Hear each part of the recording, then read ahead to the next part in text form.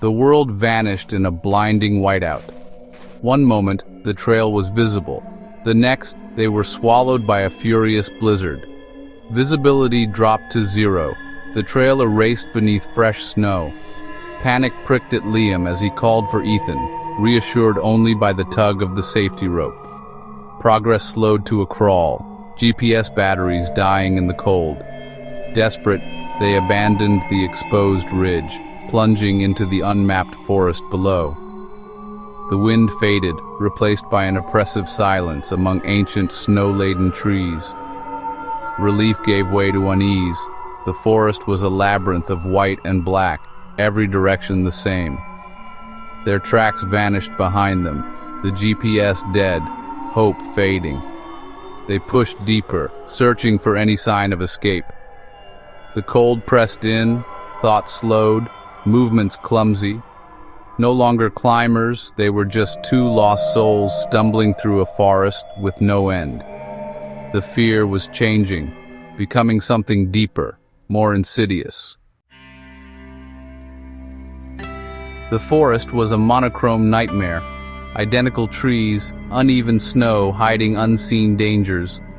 The hypnotic snowfall blurred time and thought, the silence pressing in. They stopped to rest, exhaustion and cold sapping their strength. Ethan grew pale and withdrawn, Liam's attempts at comfort echoing hollow in the oppressive quiet. As darkness fell, their headlamps revealed monstrous shapes in the trees, every sound a threat. Liam's heart pounded, fear and exhaustion blurred reality. Ethan began to hear things, whispers, footsteps, his fear contagious. The forest was no longer just a place, it was a presence, dismantling their sanity. The line between real and imagined was vanishing. Paranoia took root, every shadow a figure, every gust a whisper. Liam's rational mind faltered. The feeling of being watched was overwhelming. Ethan stopped talking, pointing frantically at imagined shapes in the trees. Soon, Liam saw them too. Flickers of movement, shadows sliding away. The forest felt alive and hostile, the sounds more distinct. Crunching snow, snapping twigs, a low growl. They stood back to back, scanning the darkness, finding nothing. The stress and cold eroded their trust, turning them against each other. The forest was no longer just a setting, it was an active tormentor, using their fears as weapons. The enemy was everywhere, and inside them. Time lost meaning as they stumbled through the snow, fear gnawing at their resolve. Liam led, tethered to Ethan by a rope, their only link in the endless white.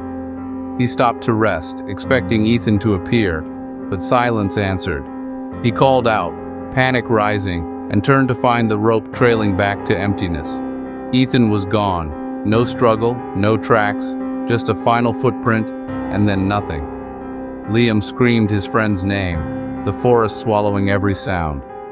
The feeling of being watched intensified, now joined by a horrifying certainty. The forest hadn't just watched. It had taken Ethan. The silence that followed was deeper and more menacing than any sound.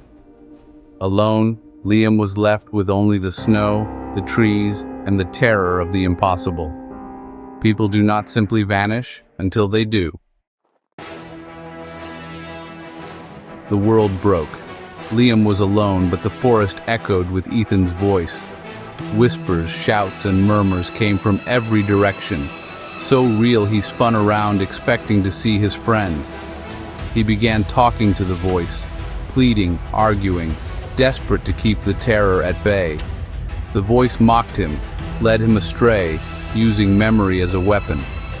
Liam's body deteriorated, his movements aimless, following phantom calls deeper into the woods. He no longer felt the cold, only a dangerous warmth, a sign of hypothermia. Hallucinations blurred reality. Home, sunlight, Ethan beckoning him forward. He followed the apparition, the line between real and imagined erased. He was no longer trying to escape. He was trying to join his friend. The forest had claimed him, mind and body. What happens when a mind breaks where no one can hear it? For Liam, only one purpose remained. Follow Ethan's voice. The forest became a cathedral of whispers and shadows, the cold a state of being. His footprints wandered aimlessly, a testament to a mind lost before the body gave out. Days later, rescuers found the abandoned camp, then the point where the climbers vanished into the woods.